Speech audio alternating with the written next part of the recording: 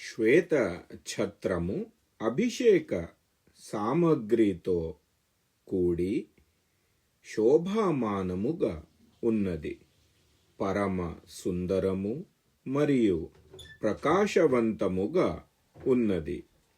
ఒక సుసజ్జితమైన శ్వేత వృషభము మరియు ఒక శ్వేత అశ్వము అచ్చట నిలిచి ఉన్నవి. విభిన్నమైన వాద్యములు అక్కడ ఉన్నవి. స్తుతి పాఠము చేసే వంది మరియు మాగధులు కూడా ఉపస్థితులు అయినారు. ఇక్ష్వాకు వంశ రాజులు రాజ్యములో ఏ విధముగా రాజ్య అభిషేకము జరిగే సమయములో అవసరమైన సామగ్రి అన్నీయు అక్కడ సంగ్రహణము చేసి ఉన్నారు. రాజకుమారుడు శ్రీరాముని అభిషేక సామగ్రి అంతయు తీసుకొని వారు మహారాజు దశరథుని ఆజ్ఞను అనుసరించి ఆయన సందర్శనము కోసము ఏకత్రము అయినారు. మహారాజు ద్వారము దగ్గర కనపడటము లేదు. అందుకని వారు అందరూ మహారాజు దగ్గరకి ఎవరు వెళ్ళి మేము వచ్చాము అని మా ఆగమన సూచన ఎవరు ఇస్తారు?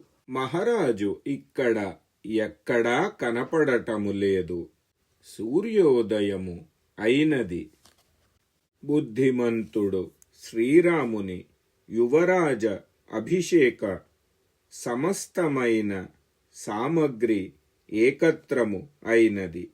వారి అందరూ ఈ విధముగా మాటలు మాట్లాడుతున్నారు. అదే సమయములో మహారాజు ద్వారా సమ్మానితులు అయిన సుమంత్రుడు ఈ విధముగా అన్నారు.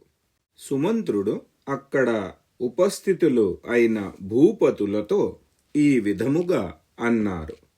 నేను మహారాజు ఆజ్ఞతో శ్రీరామునిని తీసుకొనుటకు వెంటనే బయలుదేరుతున్నాను.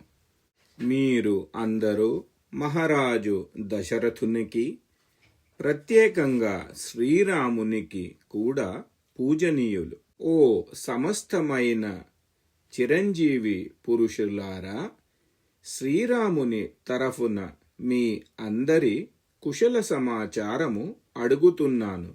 మీరు అందరూ సుఖముగా ఉన్నారు అని తలుస్తాను.